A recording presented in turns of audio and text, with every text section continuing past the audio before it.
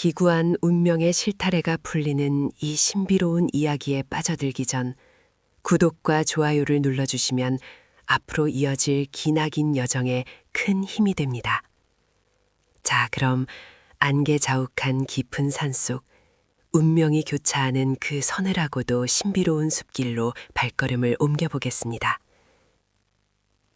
하늘조차 빛을 내어주기 인색한 깊고 깊은 천령산의 짙은 안개 속, 낡은 집신을 신은 여인의 발걸음이 위태롭게 흔들리고 있었다. 여인의 이름은 설이. 태어날 때부터 마을에 돌림병이 돌아 부모를 잃고 자라서는 친척들의 모진 구박 속에서 굳은 일을 도맡아 하며 살아온 그야말로 기구하고도 얄궂은 팔자의 주인이었다. 그런 설이에게 세상은 단 한 번도 따뜻한 곁을 내어준 적이 없었다. 그녀의 등 뒤에 매달린 낡은 대나무 바구니는 그녀의 텅 빈 삶처럼 가벼웠고 상처투성이인 두 손은 흙먼지로 검게 물들어 있었다. 설이가 이토록 험한 산길을 홀로 오르게 된 것은 이름 모를 병상에 누워 사경을 헤매는 그녀의 유일한 피부치 어린 조카를 살리기 위해서였다. 의원은 천령산 깊은 골짜기에 자란다는 전설 속의 명약 환생초만이 아이의 목숨을 건질 수 있다고 했다. 잎사귀는 푸른 빛을 띠고 뿌리에서는 은은한 단내가 난다는 그 약초 하나만을 찾기 위해 설이는 벌써 사흘밤 낮을 이 지옥 같은 산속에서 헤매는 중이었다.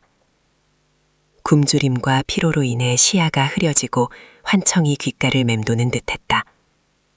발끝이 돌부리에 채여 몇 번이나 고꾸라졌지만 설이는 입술을 깨물며 다시 일어났다. 그때였다. 습기가 가득한 바위 틈, 썩어가는 고목 아래에서 기묘할 정도로 매혹적인 빛을 뿜어내는 식물 하나가 설이의 시야에 들어왔다. 심장이 쿵쾅거리기 시작했다. 짙은 안개 속에서도 그 풀은 마치 스스로 빛을 내는 것처럼 영롱했다. 톱니바퀴 모양의 푸른 잎사귀, 그리고 그 아래로 살짝 드러난 붉은 빛의 줄기. 설이는 떨리는 무릎을 꿇고 조심스럽게 흙을 파내었다. 코끝을 스치는 아찔할 정도로 달콤한 향기. 틀림없었다. 의원이 말했던 그 형태, 그 향기였다. 하늘이 마침내 자신의 기구한 삶을 가엾게 여겨 기적을 내려준 것이라 믿어 의심치 않았다. 드디어 찾았어. 이걸로 우리 불쌍한 아이를 살릴 수 있어. 갈라진 목소리로 중얼거리며 설이는 약초의 뿌리에 묻은 흙을 대충 털어내고는 약효를 확인하려는 듯 혹은 극도의 허기증을 이기지 못한 듯 무의식적으로 뿌리의 잔털 하나를 입에 넣고 씹었다. 그러나 그것은 설이의 삶을 옥죄어온 운명의 또 다른 잔인한 농담이었다. 그녀가 명약이라 믿어 의심치 않았던 그 식물은 죽은 자를 살린다는 환생초가 아니라 산자를 단숨에 황천길로 인도한다는 맹독초, 칠보독사였다. 칠보독사는 그 생김새가 환생초와 쌍둥이처럼 닮아 있어 노련한 신만이들조차 종종 목숨을 잃게 만드는 무서운 독초였다. 단내가 입안에 퍼지는 순간 설이는 무언가 크게 잘못되었음을 직감했다. 달콤했던 향기는 순식간에 비릿한 피냄새로 변하여 식도를 타고 역류했고 혀끝에서 시작된 마비는 무서운 속도로 온몸을 집어삼켰다.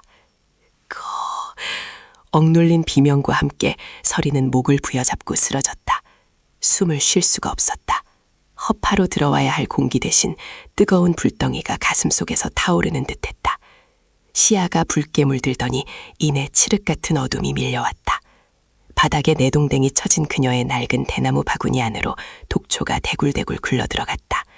마치 저승사자가 그녀의 영혼을 수확하기 위해 미리 준비해둔 사신의 바구니처럼 섬뜩한 광경이었다.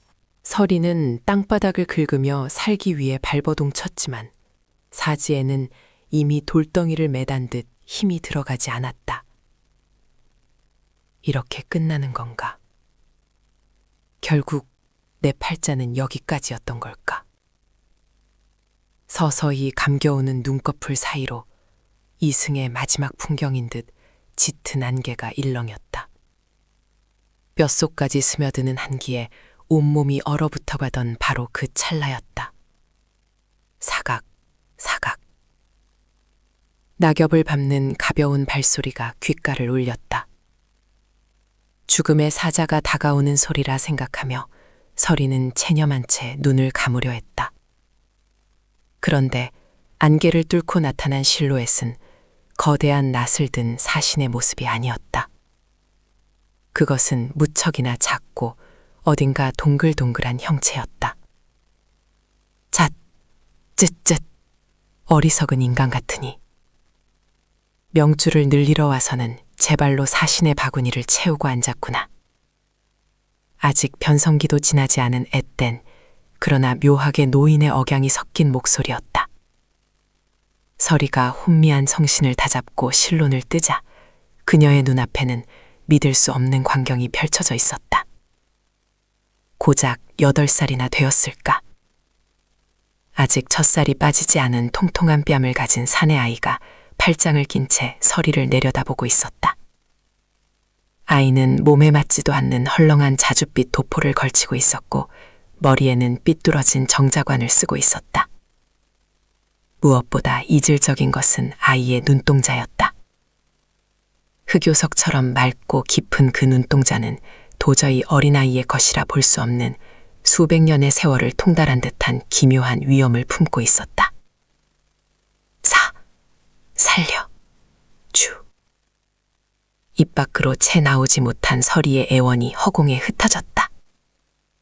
아이는 서리의 옆에 굴러떨어진 맹독초를 힐끗 보더니 혀를 찼다. 칠보독사의 뿌리를 생으로 씹다니 미련한 것인지 간이 부은 것인지. 내 산에서 함부로 죽어 악귀가 되는 꼴은 볼 수 없으니 오늘 니년의 운수 대통인 줄 알아라. 아이는 품속에서 작고 낡은 호리병 하나를 꺼냈다. 작은 손놀림은 경이로울 정도로 빠르고 정확했다. 아이는 서리의 턱을 억센 힘으로 벌리고는 호리병 안에 담긴 짙은 녹색의 액체를 들이부었다. 지독하게 쓰고 비린 액체가 식도를 타고 넘어가는 순간 서리의 몸이 활처럼 휘어졌다. 아이는 당황하지 않고 서리의 가슴 한가운데 명치와 목덜미의 혀를 짧고 굵은 손가락으로 거침없이 짚어내렸다. 툭, 투둑. 뼈와 근육을 자극하는 소리가 산속의 정적을 갈랐다. 굴럭, 컥. 서리의 입에서 검붉은 피가 한 움큼 쏟아져 나왔다. 맹독의 기운이 핏덩이가 되어 빠져나온 것이었다.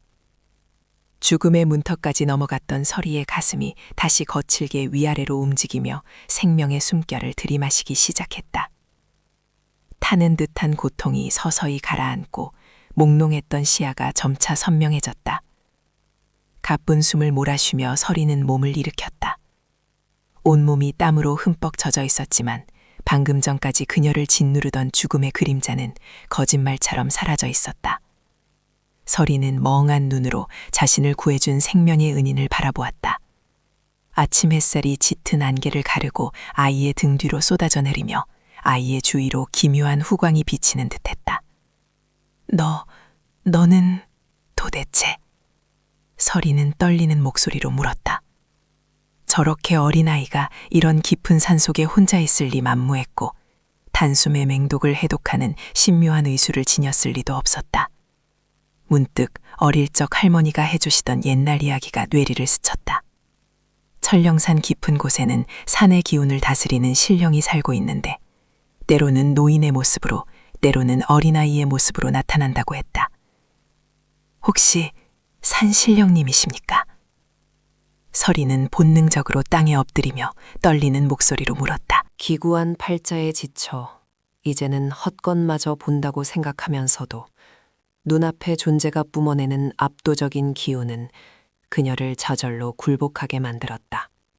그 말에 팔짱을 끼고 서 있던 아이의 입꼬리가 씩 올라갔다. 어린아이의 미소라기엔 너무나 능글맞고도 신비로운 웃음이었다. 아이는 작은 발로 서리의 앞에 굴러다니던 맹독초를 툭 차서 멀리 날려보낸 뒤 흠흠 헛기침을 하며 작고 통통한 손을 뒷짐졌다. 산신령이라? 아예 틀린 말은 아니지. 이 천령산의 풀 한 폭이 돌멩이 하나가 다 내 구역이니까. 아이는 허세를 부리듯 작은 가슴을 쫙 펴며 서리를 향해 당당하게 외쳤다. 내 이름은 은동이다. 니년이 방금 지옥문 앞에서 돌아온 건 온전히 이 꼬마 산신령 은동님의 자비 덕분인 줄 알아라. 그것이 기구한 팔자를 짊어진 여인 서리와 천령산의 미스터리한 꼬마 산신령 은동의 운명적인 첫 만남이었다. 사신의 바구니를 채울 뻔했던 서리의 삶에 거부할 수 없는 새로운 운명의 수레바퀴가 요란한 소리를 내며 구르기 시작하는 순간이었다. 깊고 서늘한 산속, 두 사람을 둘러싼 한계가 마치 춤을 추듯 일렁이고 있었다. 깊고 푸른 산놀이가 내려앉은 태백의 험준한 연봉 아래 인적조차 드문 깊은 골짜기에 자리한 서리의 오두막은 겉보기엔 그저 바람이나 피할 초라한 움막에 불과했다.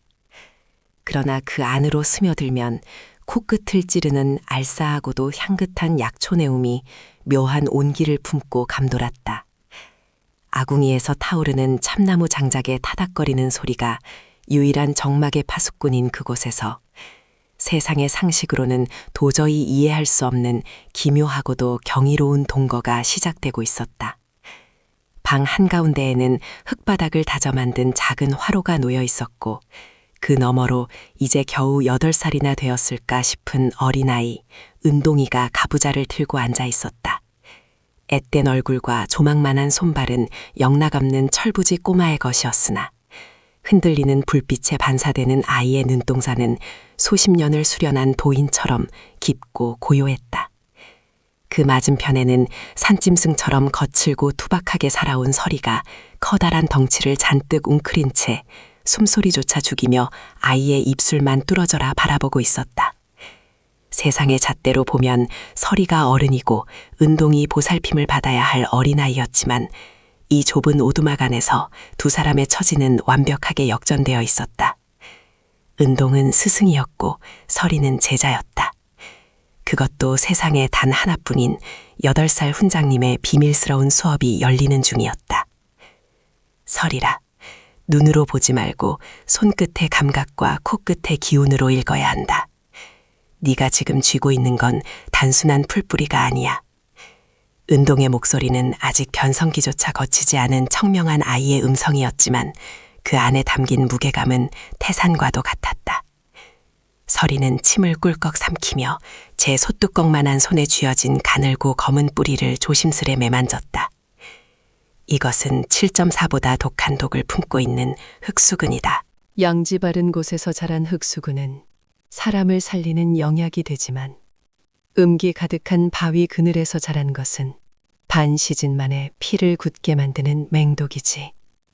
네가 캔 것은 전자냐 후자냐. 서리는 이마에 맺힌 땀을 소매로 훔치며 더듬거리듯 대답했다. 인맥의 색이 붉은 빛을 띠고 뿌리에 잔털이 없는 것을 보아 양지에서 자란 영약인 듯합니다, 훈장님. 틀렸다. 은동의 단호한 한마디에 서리의 어깨가 움찔했다. 은동은 자리에서 일어나 작은 발걸음으로 서리에게 다가갔다.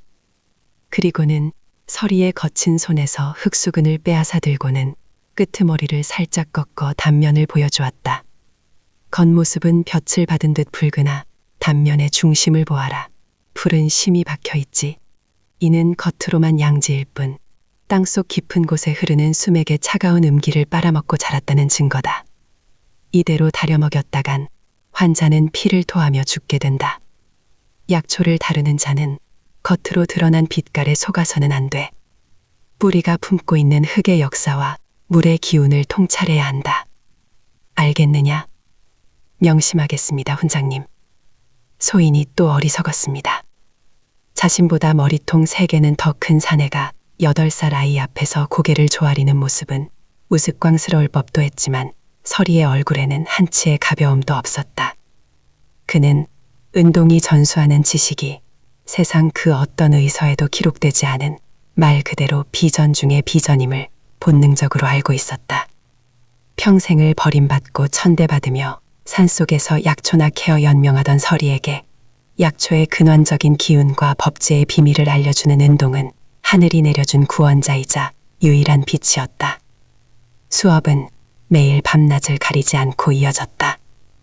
은동의 머릿속에는 마치 고대 신농시의 도서관이 통째로 들어앉은 듯했다. 아이는 독초를 약초로 바꾸는 9번에 찌고 말리는 구중구포의 비법부터 달빛이 가장 밝은 날 밤에만 채취해야 하는 월광초의 성제, 짐승의 뼈와 섞어 부러진 뼈를 하루 만에 붓게 하는 접골단의 배합 비율까지 서리가 평생 상상조차 해보지 못한 신비로운 지식들을 아낌없이 쏟아냈다. 은동의 몸은 작고 연약하여 험한 산을 타거나 단단한 뿌리를 썰어내는 힘든 일은 할 수 없었지만 서리는 기꺼이 은동의 수족이 되었다. 서리의 강인한 체력과 은동의 비범한 지혜는 마치 원래부터 하나였던 톱니바퀴처럼 완벽하게 맞물려 돌아갔다. 그러나 이들의 동거가 그저 지식을 주고받는 차가운 거래에 불과했던 것은 아니다. 혹독한 산중의 겨울이 깊어질수록 두 외로운 영혼은 서로의 체온에 기대어 언 마음을 녹여갔다. 서리는 세상의 탐욕과 배신에 상처 입고 산으로 숨어든 사내였고, 은동은 제 몸이 감당할 수 없는 거대한 비밀과 숙명을 안고 쫓기듯 살아온 아이였다. 피 한 방울 섞이지 않았지만 두 사람은 함께 가마솥에 끓인 묽은 조밥을 나누어 먹고 밤새 서로의 등에 기대어 잠을 청하며 핏줄보다 더 진하고 깊은 정을 쌓아갔다. 어느 눈보라가 매섭게 몰아치던 밤이었다. 평소 체온이 유난히 낮고 몸이 약했던 은동이 지독한 열병에 걸려 쓰러지고 말았다. 작은 몸이 불덩이처럼 달아올라 숨조차 제대로 쉬지 못하는 아이를 보며 서리는 반쯤 미친 사람처럼 울부짖었다. 은동이 가르쳐준 처방들이 머릿속을 맴돌았지만 정작 필요한 약초들은 눈 덮인 겨울산에서는 구할 수 없는 것들이었다. 안 돼, 훈장님. 은동아, 이대로 가면 안 된다. 내가 어떻게든 살려낼 테니 제발 숨을 놓지 마라. 서리는 자신의 두툼한 짐승 가죽옷을 모두 벗어 은동을 감싸 안고 제 체온으로 아이의 몸을 데우기 시작했다. 그리고는 며칠 전 은동이 죽은 자의 기운도 잠시 되살릴 수 있으나 독성이 강해 함부로 써서는 안 된다고 했던 극양의 약초, 천양화를 떠올렸다. 서리는 망설임 없이 절벽 틈새에 말려두었던 천양화를 씹어 자신의 입으로 지식인 뒤 아이의 입술을 벌려 조금씩 흘려넣었다. 자칫하면 두 사람 모두 독에 중독되어 죽을 수도 있는 위험한 시도였지만 서리에게는 계산 따윈 없었다. 이 작은 아이는 자신의 스승이자 자식이며 유일한 가족이었기 때문이다.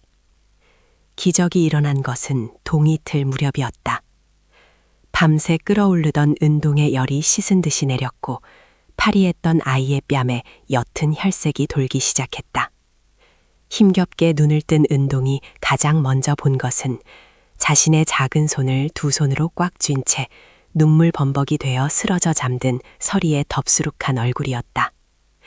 서리의 입가에는 독초를 씹어 넘긴 탓에 검붉은 피딱지가 앉아 있었다. 그 모습을 가만히 내려다보던 은동의 성숙하고 고요하던 눈동자에 처음으로 아이다운 맑은 눈물이 차올랐다.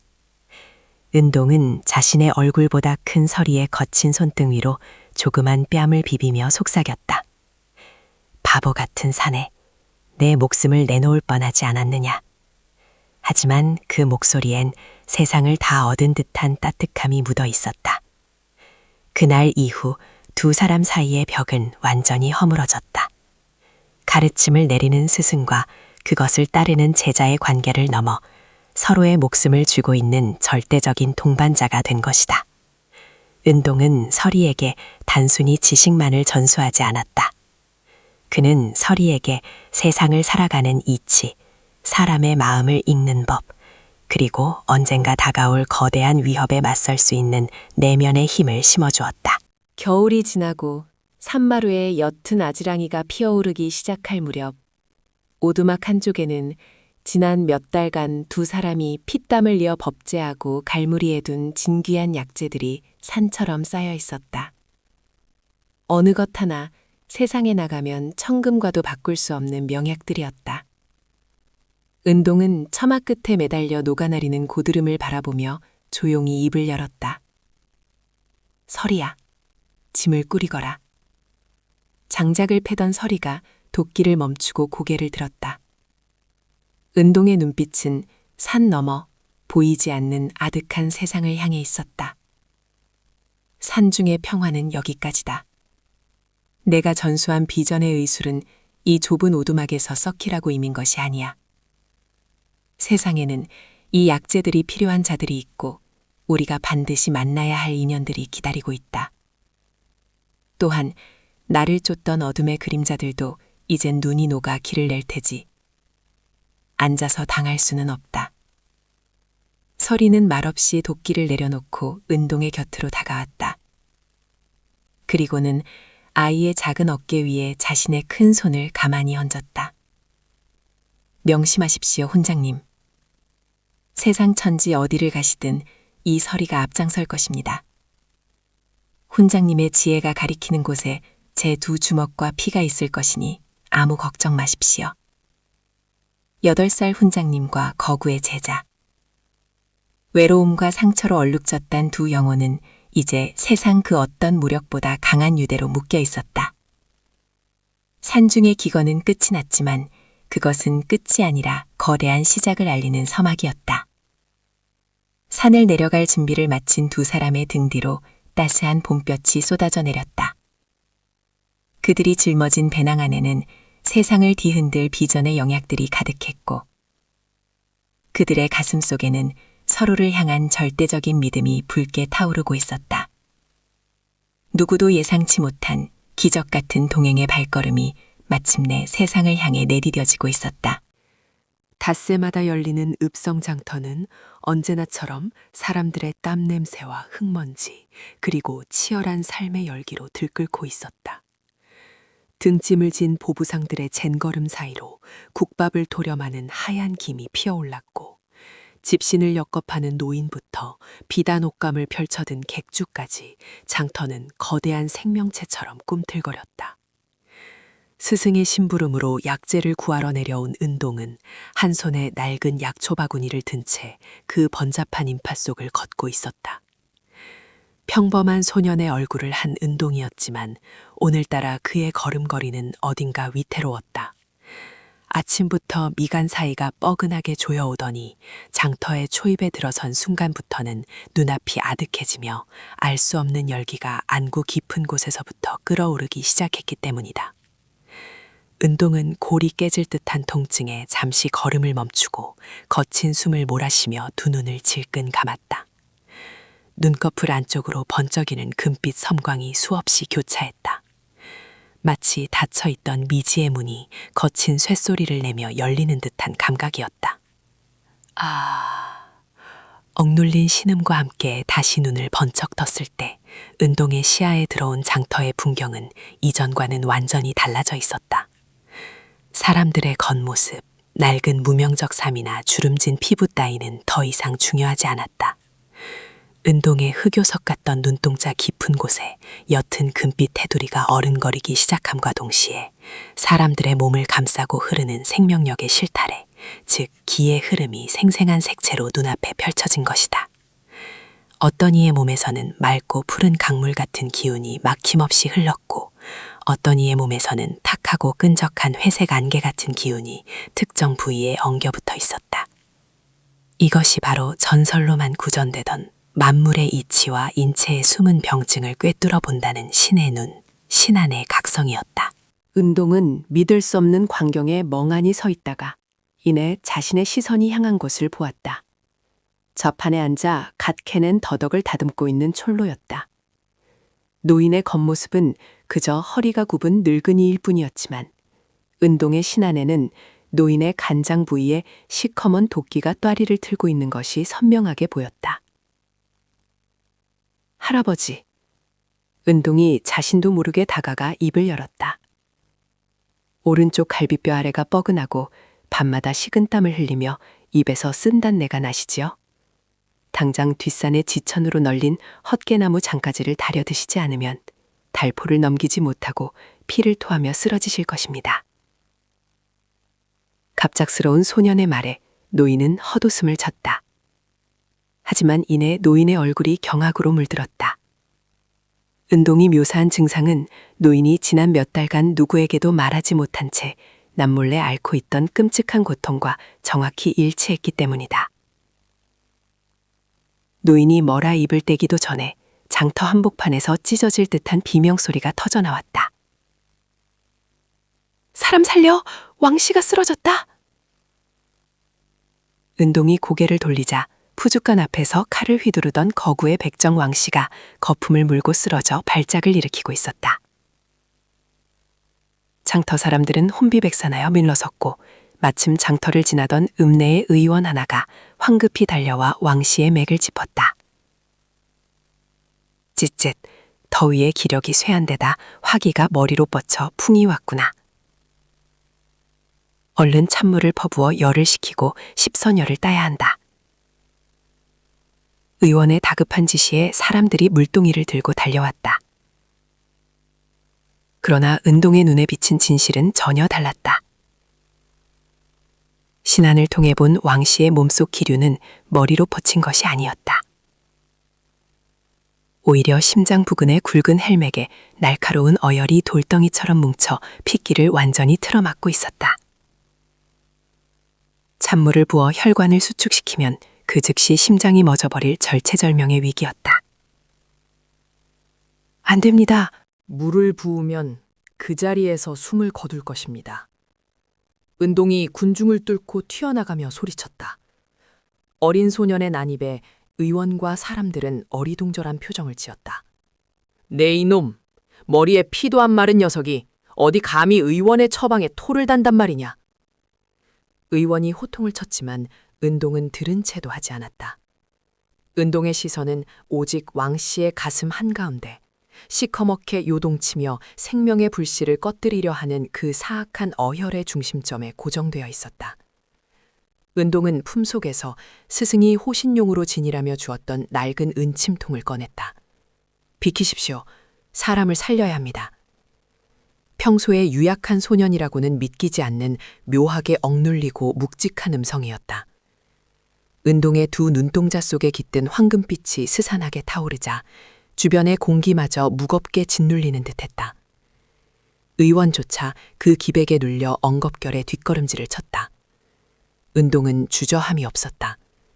신안이 가리키는 정확한 궤적을 따라 은동의 손끝을 떠난 세 개의 은침이 번개처럼 허공을 가르고 왕씨의 가슴팍 구미혈과 거걸혈 주변에 깊숙이 꽂혔다.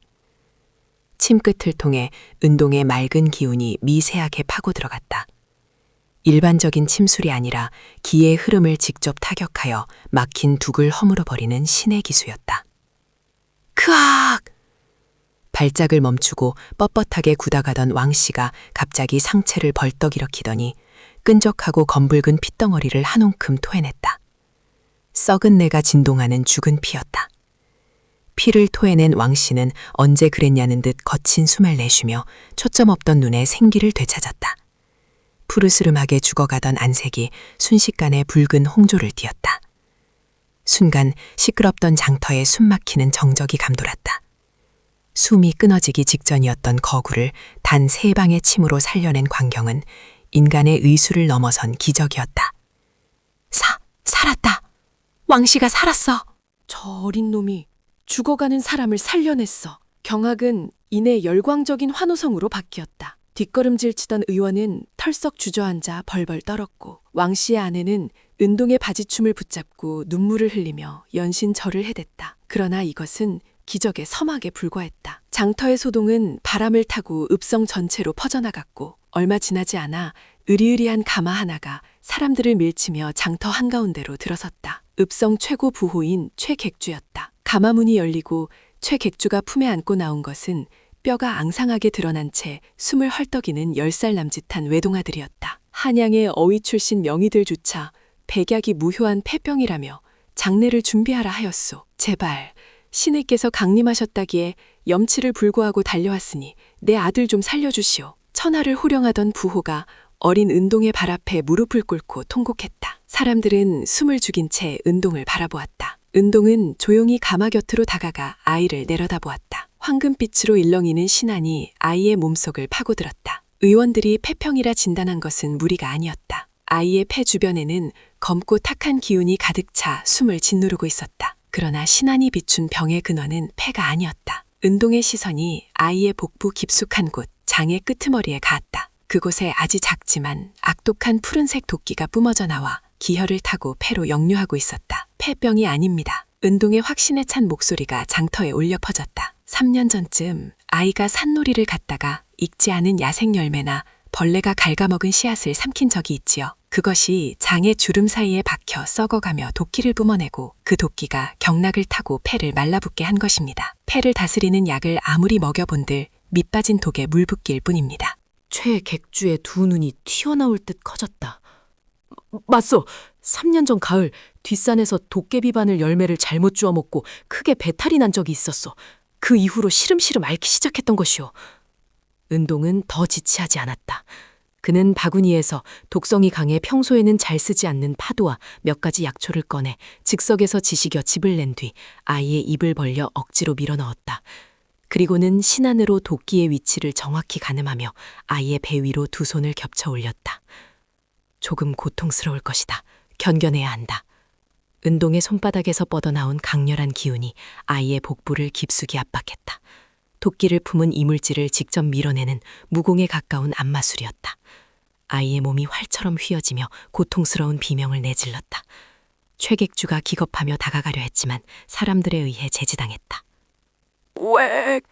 마침내 아이의 입에서 시커먼 토사물이 폭포수처럼 쏟아져 나왔다.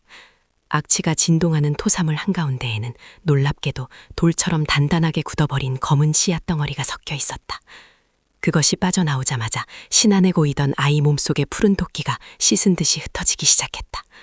거칠게 헐떡이던 아이의 숨소리가 이내 새근거리는 안정적인 리듬을 되찾았고 잿빛이던 입술에 붉은 핏기가 돌기 시작했다. 아버지, 물이 먹고 싶어요. 3년 만에 아이의 입에서 나온 또렷한 목소리였다.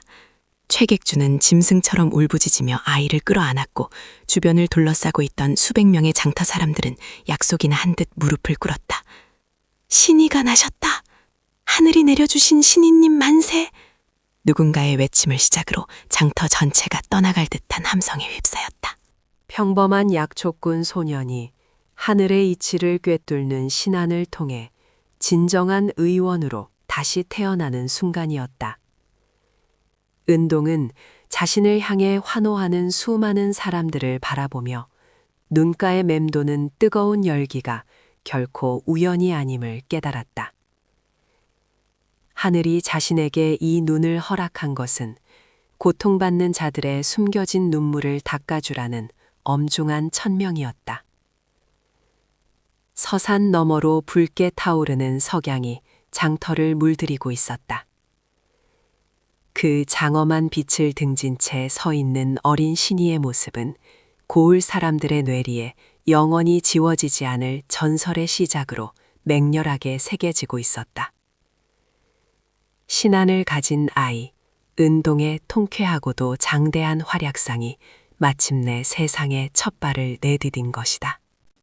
고을어귀에서 가장 크고 번듯한 기와집, 하루 종일 짙은 탕향 냄새가 끊이지 않는 제세당은 지난 10년간 이 일대 백성들에게 있어 유일한 구명줄이자 동시에 가장 지독한 족쇄였다.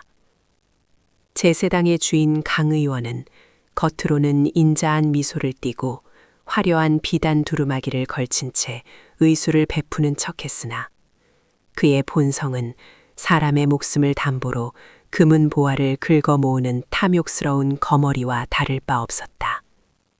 그는 고을 내에 다른 약방이 들어서려 할 때마다 왈패들을 동원해 박살을 내거나 관아의 아전들에게 뇌물을 먹여 쫓아내는 수법으로 철저한 독점 체제를 유지해왔다. 열병에 걸린 아이를 업고 온 어미에게는 싸구려 칡뿌리와 들풀을 섞은 약통을 쥐어주며 소 한 마리 값을 요구했고 다리가 부러져 신음하는 늙은 농부에게는 침 몇 번을 놔주면 대가로 추수할 문전옥답을 가로채기 일쑤였다. 고을 사람들은 그의 의술이 형편없다는 것을 알면서도 그가 아니면 당장 아픈 몸을 기댈 곳이 없었기에 울며 겨자 먹기로 그의 폭리를 견뎌내야만 했다.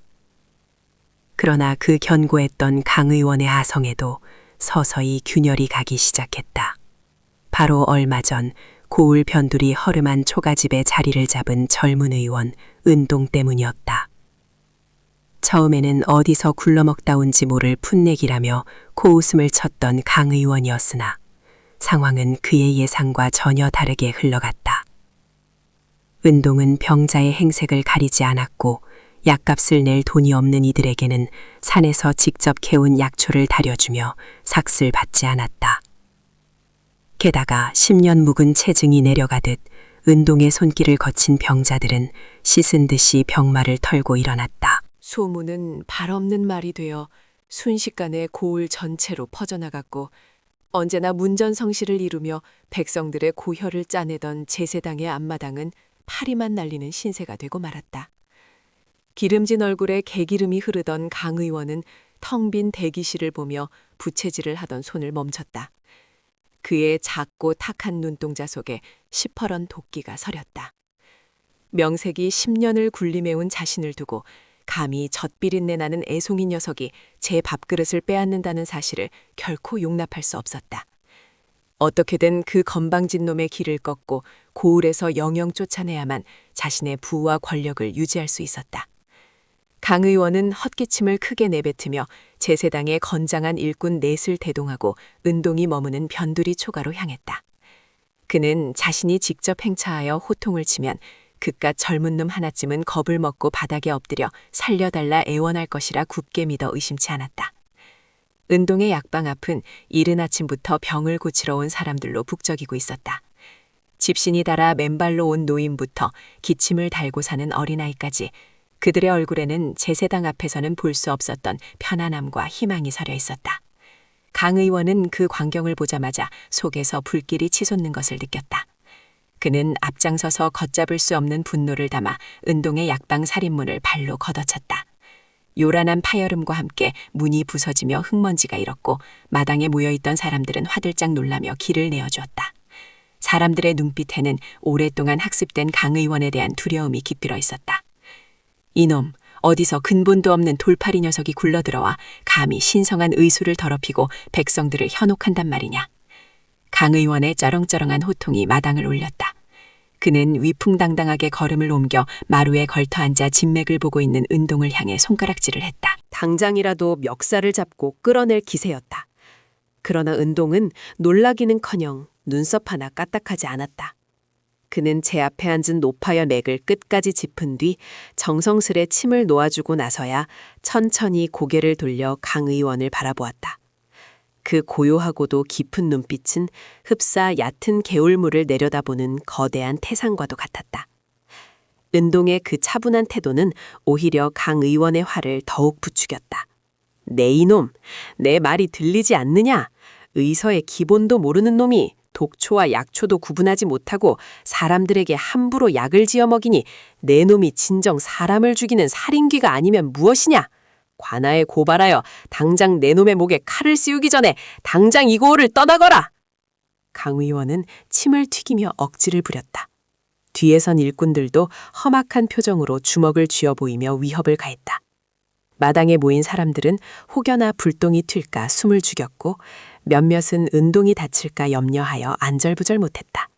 그때 마루에서 천천히 일어난 은동이 마당 한가운데로 걸어 나왔다. 그의 걸음걸이에는 한치의 망설임도 두려움도 없었다. 은동은 강 의원의 시뻘겋게 달아오른 얼굴을 똑바로 응시하며 입을 열었다. 그의 목소리는 크지 않았으나 묘하게도 사람들의 폐부를 찌르는 묵직한 힘이 있었다. 신성한 의술이라 하셨습니까? 은동의 첫마디에 강 의원은 흠칫 놀랐다. 떨리는 음성이나 비굴한 변명이 나올 줄 알았건만 은동의 목소리는 한겨울 얼음장처럼 차갑고 명료했다. 은동은 품에서 작은 한지꾸러미 하나를 꺼내어 강 의원의 발밑에 툭 던졌다. 한지가 풀어지며 그 안에 들어있던 메마른 약재 찌꺼기들이 흩어졌다. 이것은 사흘 전 여기 계신 칠성이 아재가 대개 약방에서 좁쌀 3가마니를 바치고 지어온 약입니다. 열이 끓어 사경을 헤매는 사람에게 지어준 약이련만 그 속을 들여다보니 참으로 기가 막히더군요. 해열에 써야 할 시호나 황금은 구경조차 할 수 없고 산천에 널려 발에 채는 잡초뿌리와 유통기한이 지나 곰팡이가 핀 당귀 찌꺼기뿐이었습니다. 이것이 당신이 말하는 신성한 의술입니까? 강 의원의 얼굴이 순간 흑빛으로 변했다. 자신이 이 속을 챙기기 위해 원가를 속이고 형편없는 약재를 섞어 팔았던 만행이 백일하에 드러나는 순간이었다. 강 의원이 당황하여 입술을 달싹이자 은동은 한 걸음 더 다가가며 말을 이었다. 이번에는 그의 평온했던 눈동자에 시퍼런 분노의 불꽃이 일렁이고 있었다. 의원이라는 자가 병자의 고통을 돈벌이의 수단으로 삼고 타인의 절박함을 이용해 제 배를 불리는 데 혈안이 되어 있으니 과연 누가 살인귀이고 누가 돌팔이란 말입니까? 10년입니다. 지난 10년간 당신은 이 고을 사람들의 피와 땀을 빨아먹으며 그 화려한 비단옷을 걸쳤습니다. 병을 고친 것이 아니라 병을 빌미로 사람들을 겁박하고 착취한 것입니다. 당신이 쥔 낫은 사람을 살리는 약사발이 아니라 약자의 목을 조르는 비수일 뿐입니다. 은동의 일갈은 벼락처럼 마당을 내리쳤다. 만인 앞에서 자신의 치부를 낱낱이 해부당한 강 의원은 온몸을 부들부들 떨었다. 뒤통수를 얻어맞은 듯 아득해지는 정신 속에서 그가 유일하게 느낄 수 있는 것은 자신을 향해 쏟아지는 사람들의 시선이 변하고 있다는 사실이었다. 은동의 용기 있는 외침에 자극을 받은 고을 사람들의 눈빛에서 두려움이 걷히고 그 자리에 10년간 억눌려 있던 분노와 원망이 서리기 시작했다. 맞소, 저 의원 말이 100번 1000번 맞소. 내 아내도 저놈이 준 가짜약을 먹고 병이 덧나 결국 세상을 떠났소. 우리 집 소를 팔아 바친 약값이 다 저런 쓰레기 때문이었다니. 전하의 몹쓸놈. 여기저기서 터져나오는 백성들의 성난 목소리가 파도처럼 강 의원을 덮쳤다. 항상 자신을 굽어보며 설설 기돈 자들이 일제히 이빨을 드러내자 강 의원은 짐짓 뒷걸음질을 쳤다.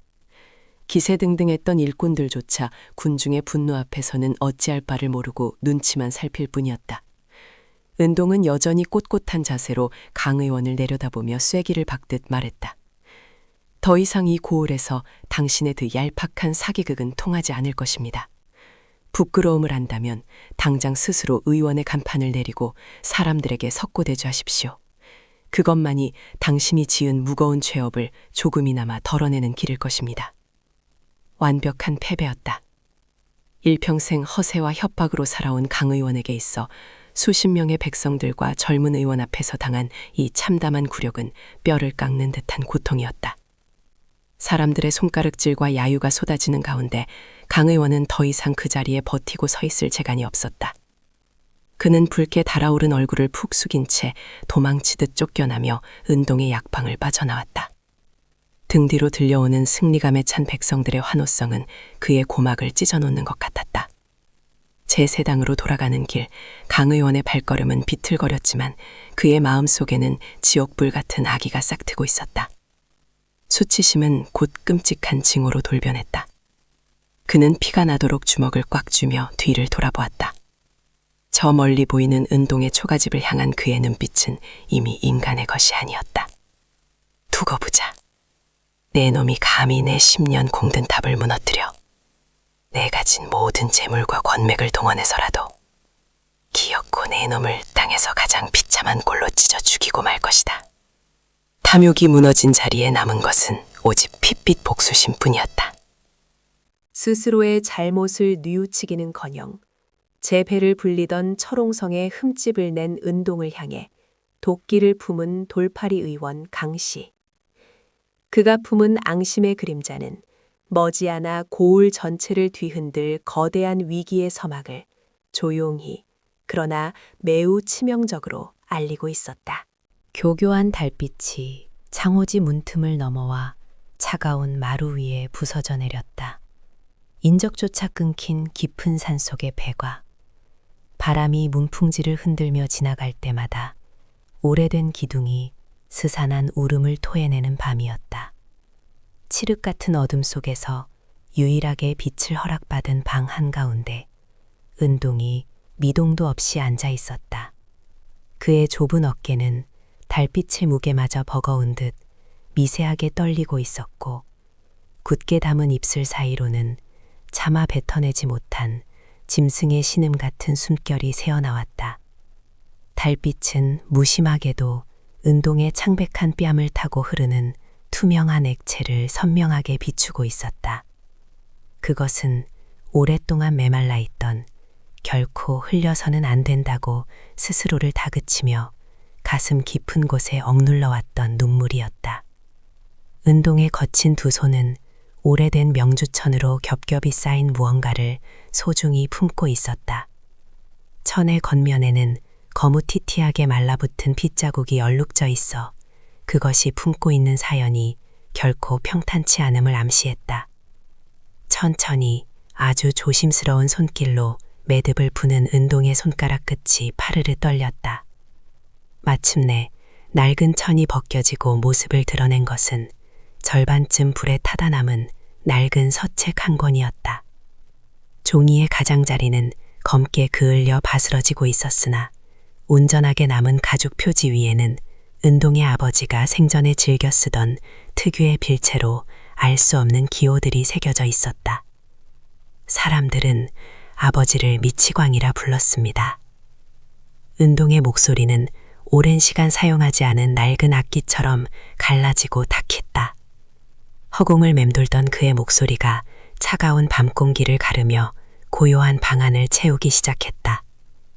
누구에게 하는 말인지 혹은 자신을 향한 독백인지 알 수 없는 그 한마디에는 지난 세월 동안 뼈에 사무치도록 견뎌내야 했던 억울함과 고독이 짙게 배어 있었다.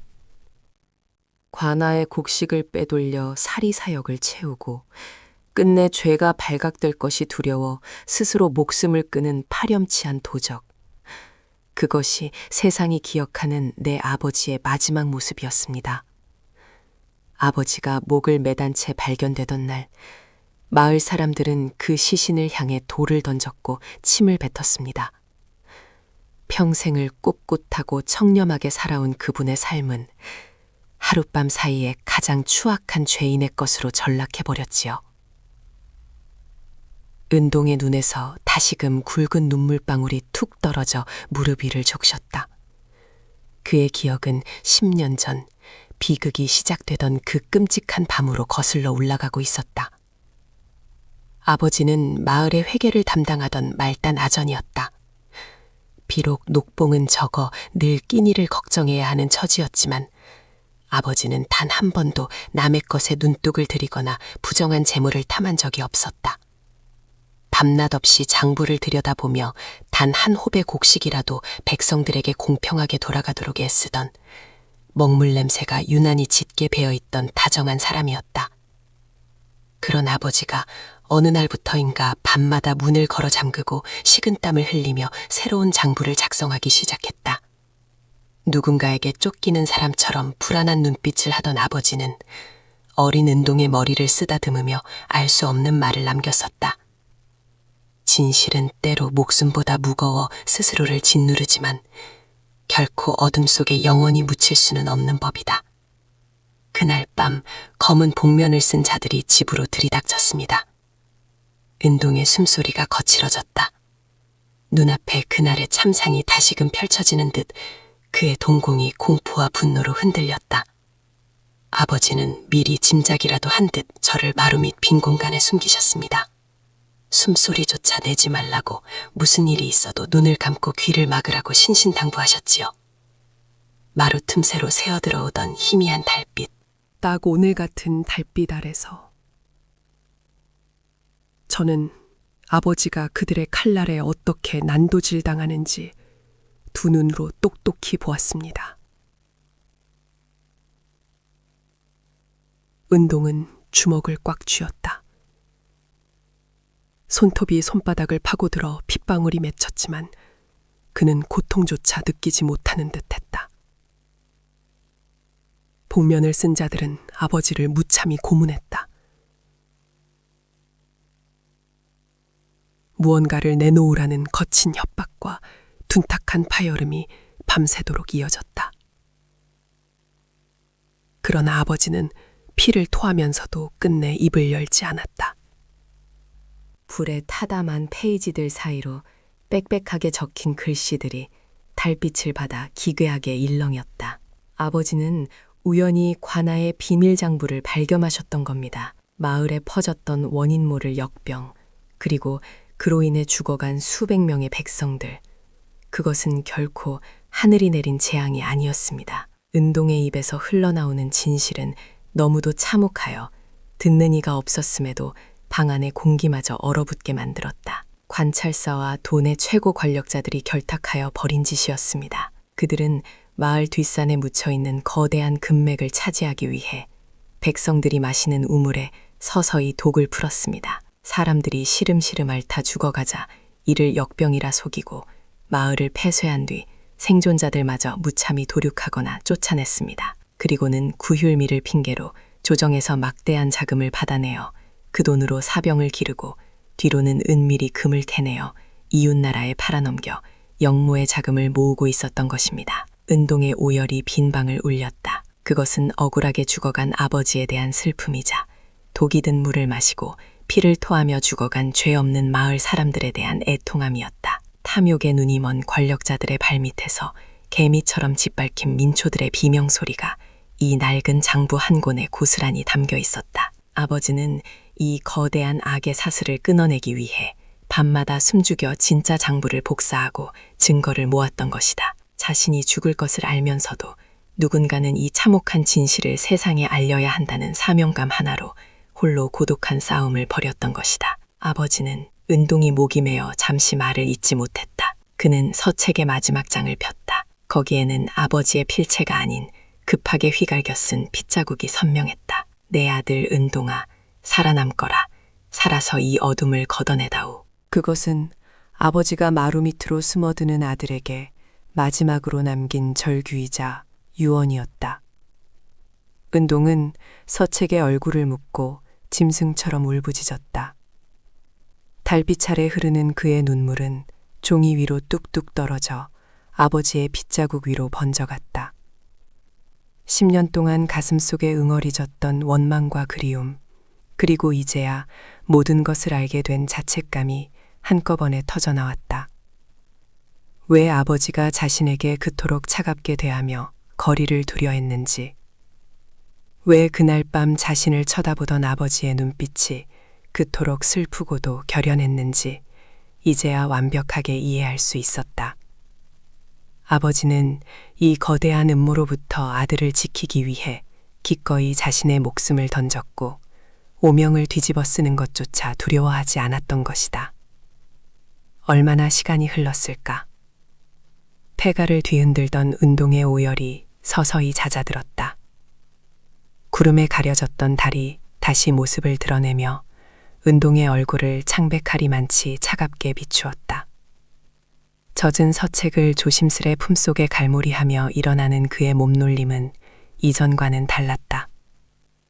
슬픔에 짓눌려 떨리던 어깨는 곧게 펴졌고 눈물을 쏟아내던 두 눈동자에는 베일 듯한 살기와 굳건한 결의가 형형하게 타오르고 있었다.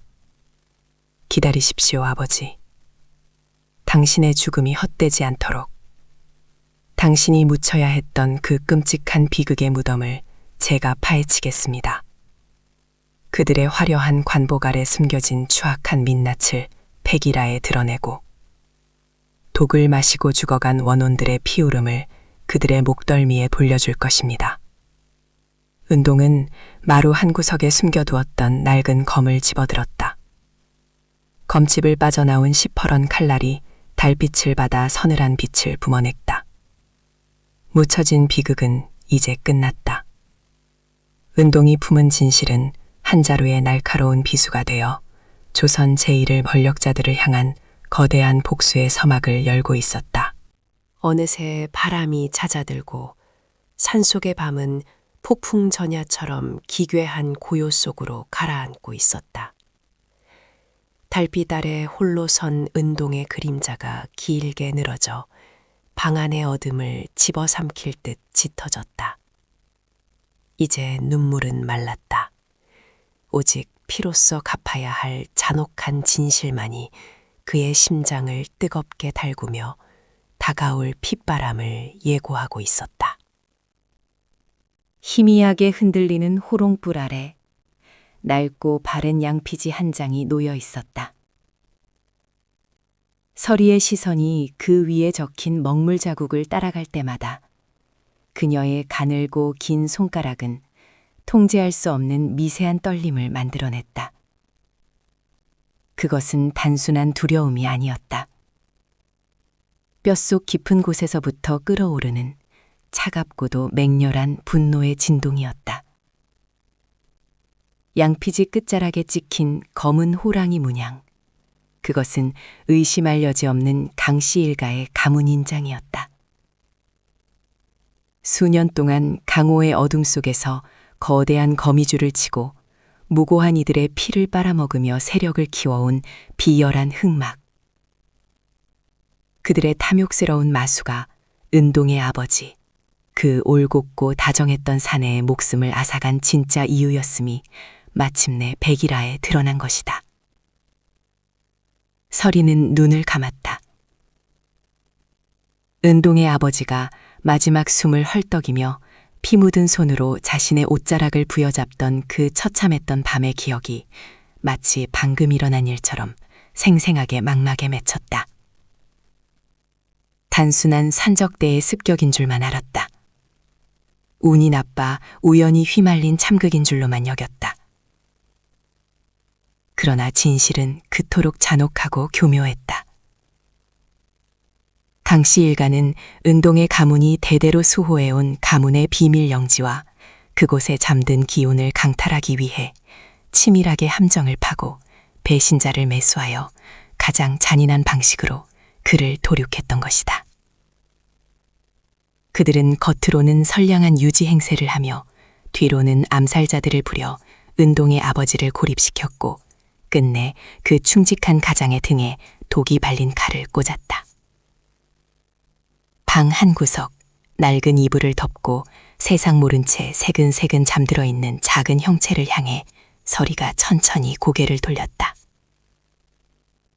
은동이었다. 아직 세파의 때가 묻지 않은 앳된 얼굴. 아버지를 잃은 슬픔조차 온전히 이해하지 못한 채 가끔 꿈결 속에서 아버지를 부르며 칭얼거리는 가엾은 아이.